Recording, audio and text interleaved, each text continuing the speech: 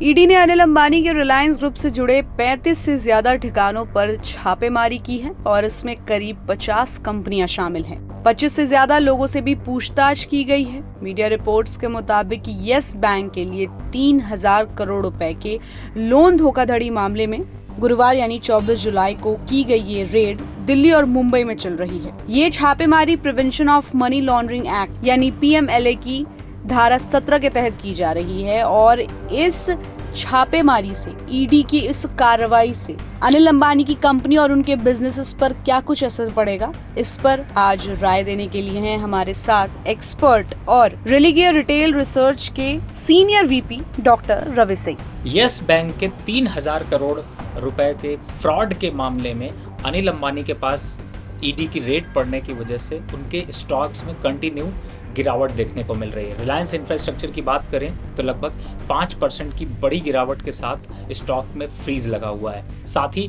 Are power में भी selling देखने को मिली। और बात करें आरकॉम की, आरकॉम का शेयर जब लिस्ट हुआ था तब 225 रुपए के पास था। 2008 में इसने 800 रुपए का हाई बनाया और आज सिर्फ ₹1.50 के पास पहुंच चुका है। तो आप समझ सकते हैं कि इन्वेस्टरों को कितना बड़ा नुकसान हुआ है। लेकिन अगर इस समय देखा जाए तो चूंकि ईडी के छापे के बाद कहीं ना कहीं से यहाँ पर अनिल अंबानी के लिए थोड़ी मुश्किलें बढ़ी हैं और इसी वजह से उनके ग्रुप की कंपनियों के शेयर में भी यहाँ पर एक बड़ी गिरावट देखने को मिल रही है और इन्वेस्टर को भी यहाँ पर नुकसान का सामना करना पड़ सकता है। फिलहाल आगे की बात करें तो अभी रिलायंस इंफ्रास्ट्रक्चर, आर पावर या फिर RHFL और साथ ही आरकॉम, इन स्टॉक से यहाँ पर दूरी बनाकर रखनी चाहिए क्योंकि ये गिरावट और बड़ी हो सकती है और इन लेवल से अभी 20% तक की गिरावट और यहाँ पर देखने को मिल सकती है। तो अगर ऐसे हालात बनते हैं तो आपका पैसा यहाँ पर फंस सकता है। तो स्टॉक मार्केट में इन कंपनियों से थोड़ी सी दूरी बनाकर रखनी चाहिए। देखिए, बात करें पूरे ग्रुप की तो अनिल अंबानी के पूरे ग्रुप में वैसे ही संकट के बादल छाए हुए हैं और इससे पहले जिस तरीके से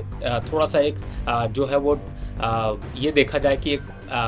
सपोर्ट जरूर मिला था, धीरे धीरे करके उनके स्टॉक्स की सिचुएशन या फिर उनकी कंपनी की सिचुएशन जो है वो सुधरती हुई नज़र आ रही थी और कहीं ना कहीं से ये एक एक्सपेक्टेशन थी कि जल्द ही जो है वो रिकवरी देखने को मिलेगी। लेकिन ईडी के छापे के बाद और जिस तरीके से रीसेंट डेज में अगर देखा जाए तो आर पावर के शेयर में या फिर रिलायंस इंफ्रास्ट्रक्चर के शेयर में एक रैली देखने को मिली, चाहे वो आर्टिफिशियल रैली हो या फिर इन्वेस्टर को बाइंग रैली रही हो, कहीं ना कहीं से थोड़ा से संकेत गहरे जरूर दिखाई देते हैं और ऐसे हालात पर ईडी के छापे की वजह से पूरे ग्रुप को धक्का लग सकता है और पूरे ग्रुप में काफी हद तक एक हलचल देखने को मिल सकती है। फिलहाल अभी के हिसाब से नंबर्स को अगर आंकने की कोशिश करें तो इस तरीके की रेट से एक इम्पैक्ट नेगेटिव होता है, लेकिन जहां तक पीछे के रिकॉर्ड देखे गए हैं उसको भी अगर समझें तो पूरी तरह से जब ऐसी कोई भी रेट किसी भी कंपनी में पड़ती है तो उसका इम्पैक्ट नेगेटिव स्टॉक में कुछ दिन तक देखने को मिलता है, लेकिन बाद में सुधार देखने को मिलता है। लेकिन रिलायंस ग्रुप को अगर देखते हैं, अनिल अंबानी के रिलायंस ग्रुप को अगर देखते हैं तो मुझे लगता है कि संकट के बादल थोड़े और गहरा सकते हैं पूरे ग्रुप के लिए।